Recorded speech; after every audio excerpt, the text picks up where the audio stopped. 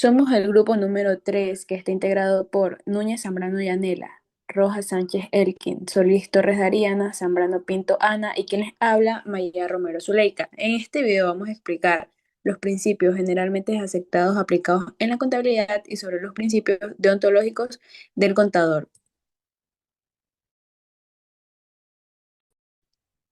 Principios de contabilidad generalmente aceptados.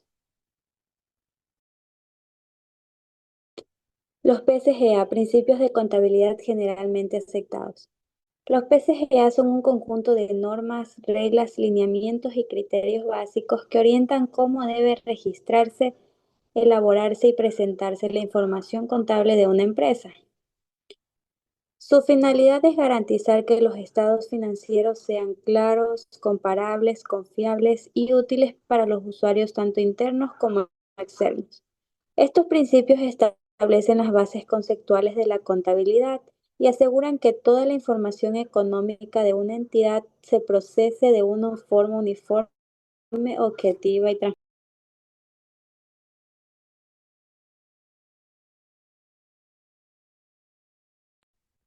Equidad. Este principio es sinónimo de imparcialidad, justicia, transparencia e igualdad. Es el principio fundamental que orienta la acción del profesional contable en todo momento. Por ejemplo, en una empresa hay tres socios, José, Lucas y Sofía, por lo cual José tiene el 20% de las acciones, Lucas el 45% y Sofía el 35%. En consecuencia, si las utilidades ascienden a $1.500, José recibe $300, Lucas recibe 675 y Sofía recibe 525. Por lo tanto, los tres socios están repartiendo las utilidades equitativamente.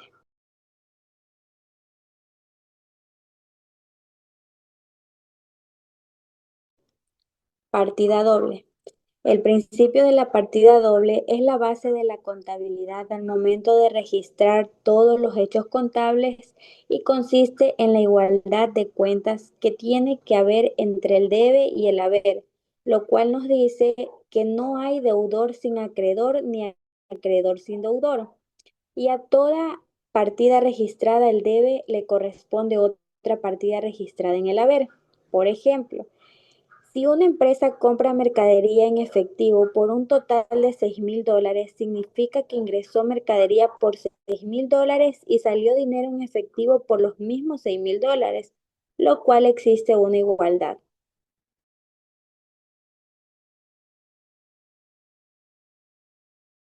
Ente. Ente significa organismo, institución o empresa, por lo cual el objetivo de este principio es considerar la personificación de la empresa, ya que los estados financieros se refieren siempre a un ente donde él o los propietarios son considerados como terceros. Por lo tanto, una empresa es un ente jurídico que debe actuar por sí solo, lo cual no tiene sus propios bienes, derechos y obligaciones. Por ejemplo, préstamo personal del dueño no se contabiliza como gasto de la empresa a menos que sea formalizado. Bienes económicos. Los estados financieros se refieren siempre a bienes económicos, por lo cual este principio se refiere a los recursos que posee la empresa. Pueden ser bienes materiales tangibles e inmateriales intangibles, que poseen un valor económico y por ende susceptible de ser evaluados en términos monetarios. Moneda común denominador. La moneda común denominador es el principio que indica que todos los estados financieros deben expresarse en moneda nacional. Es decir, la contabilidad de conformidad con dispositivos legales deben llevarse en moneda nacional, salvo que se pida una autorización a SUNAT para contabilizar sus operaciones mercantiles en otra moneda diferente a la nacional.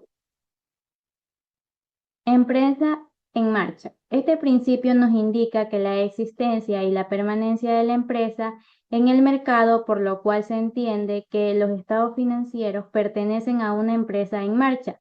es decir, la continuidad de la empresa por un tiempo indefinido, salvo a que su acta de constitución diga lo contrario o existan situaciones como insolvencia. Valuación, el costo. Este principio establece que los bienes, servicios y otros recursos deben registrarse en la contabilidad por el costo de adquisición o producción y no por su valor del mercado actual. Este costo debe ser real, objetivo y verificable, basado en documentos como facturas, contratos, comprobantes de pago, notas de remisión, entre otros. El objetivo principal de este principio es asegurar que la información contable sea objetiva, confiable, comparable, estable y consistente. Este costo incluye los de los activos, ya sea transportarlo, asegurarlo durante el traslado, instalarlo o acondicionarlo, ponerlo en funcionamiento, honorarios a profesionales y los impuestos no recuperables. Estos activos fijos pueden ser maquinaria, edificios o equipos. Aunque este principio fundamental en la práctica puede complementarse con otros criterios, especialmente bajo las NIF. El principio de periodo. Este principio establece que la vida económica de una entidad debe dividirse en periodos de tiempo uniformes, generalmente mensuales, trimestrales o anuales, para medir y presentar de manera ordenada sus resultados y situación financiera. Este principio permite saber cuánta utilidad o pérdida generó la empresa en un lapso específico, independientemente de su vida contabilizadora continua. Sin este principio, sería imposible elaborar estados de resultados de un mes o un año, estado de situación financiera al cierre, estado de cambios en el patrimonio y estados de flujo de efectivo. Principio de devengado. Este principio establece que los ingresos y los gastos deben reconocerse en el periodo en que se generan, independientemente de la fecha en que se cobran o se pagan. Es decir, la contabilidad debe reflejar la realidad económica, no solo los movimientos de un activo. Ejemplo 1. Ingreso devengado. La empresa realiza un servicio el 20 de diciembre por $4,000, pero el cliente paga el 10 de enero. Según el principio de devengado, el ingreso corresponde a diciembre. Ejemplo número 2. Gasto devengado. La empresa debe pagar sueldos de diciembre por $15,000, pero los pagará el 5 de enero. El gasto pertenece a diciembre porque ese mes se prestó el trabajo.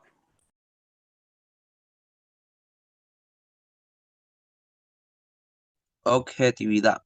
El principio de objetividad es uno de los pilares fundamentales de los PCGA, ya que garantiza que la información financiera presentada por una entidad sea confiable, verificable y libre de influencias subjetivas. Este principio establece que todos los hechos económicos deben registrarse con base en evidencia comprobable, como documentos, comprobantes o datos verificables, permitiendo que diferentes usuarios de la información puedan llegar a conclusiones similares al analizar los mismos registros. Ejemplo, una empresa acaba de comprar una impresora por $200. Para registrarla en la contabilidad, el contador no puede escribir cualquier valor, ni lo que él cree que debería costar. Debe basarse en un documento comprobable, como la factura, ya que esta es la evidencia objetiva. Gracias a la factura, cualquier otra persona puede revisar el registro y confirmar que la compra y el monto son correctos. Realización. Este principio señala que los ingresos y gastos se deben registrar únicamente cuando ocurren realmente, es decir, cuando se produce un hecho económico que lo justifica y no antes ni después. En pocas palabras, un registro se reconoce cuando se gana, no cuando se cobra. Un gasto se reconoce cuando se incurre, no cuando se paga. También es importante porque refleja la situación real de la empresa en cada periodo y evita anticipar ingresos que todavía no se han obtenido. Ejemplo, Una empresa entrega una mercancía a un cliente el 10 de abril, pero el cliente pagará en mayo. Según el principio de realización, el ingreso debe registrarse en abril, porque es cuando la empresa realmente realizó la venta y entregó el producto, aunque el dinero llegue después.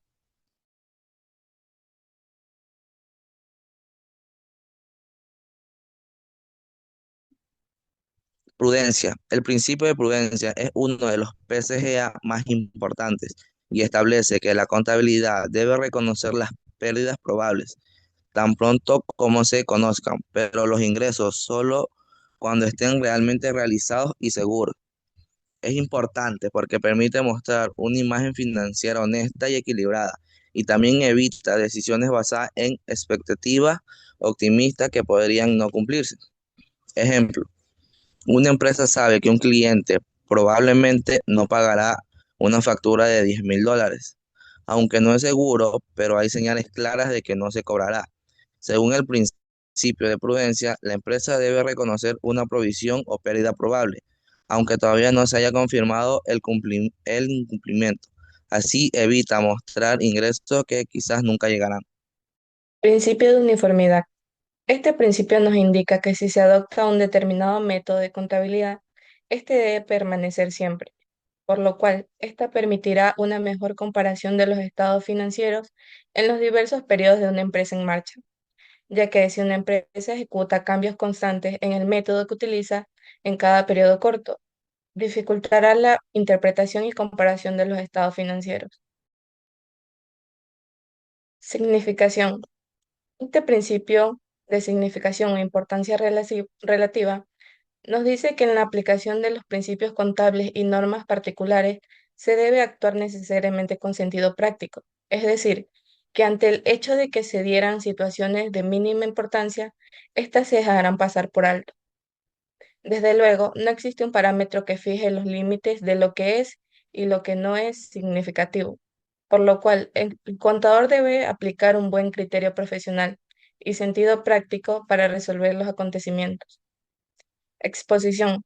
Este último principio dice que todos los estados financieros deben contener la información en forma clara, concisa y concreta para una adecuada interpretación de los estados financieros del ente al que se refieren.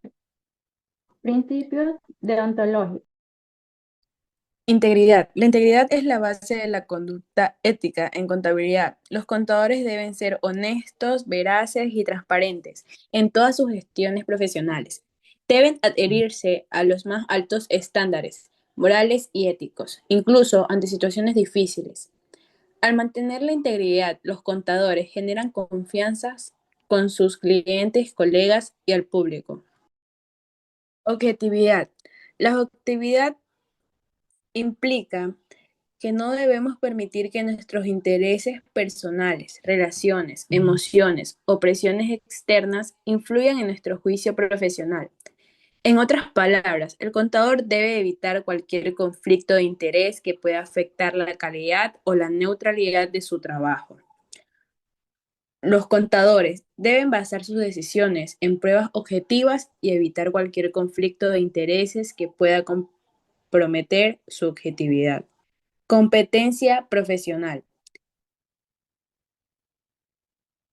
Es el principio ontológico que establece que todo profesional debe ejercer sus funciones con los conocimientos, habilidades y capacidades necesarias, garantizando un desempeño adecuado, técnico y responsable. Implica que la persona debe poseer información académica y técnica, que se mantenga actualizada ante cambios normativos, tecnológicos y metodológicos, que reconozca sus límites y no acepte trabajo para los que no está capacitada. Al mejorar su competencia profesional, los contadores pueden proporcionar información financiera precisa y fiable a las partes interesadas. Confidencialidad. La confidencialidad es un principio fundamental en contabilidad que garantiza la privacidad y seguridad de la información financiera sensible. Los contadores deben respetar la confidencialidad de los datos de los clientes y abstenerse de divulgarlos sin la debida autorización. Este principio Obliga al profesional a guardar reserva, proteger y no divulgar la información de cualquier ente al que pertenezca, ya sea información de clientes, empresas o estudiantes, que no utilice dicha información para beneficio personal ni para perjudicar a terceros. El respeto a la confidencialidad genera confianza entre los contadores y sus clientes, fomentando una sólida relación profesional.